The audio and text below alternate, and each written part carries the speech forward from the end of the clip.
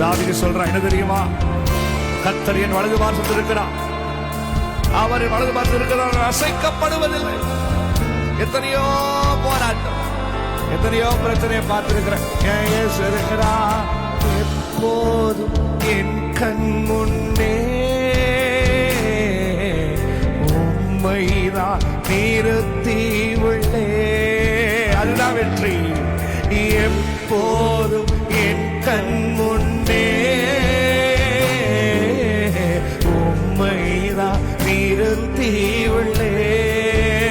காரணம் வலப்பக்கத்தில் இருப்பதனா, அசைவுற விடமாட்டீ.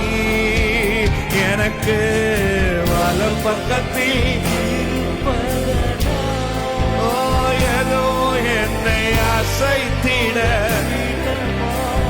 கொஞ்சம் சொல்லுங்க, எனக்குள் எனக்குள் எனக்குள் நீ இருப்பதனா, எவனோ அசைத்திட.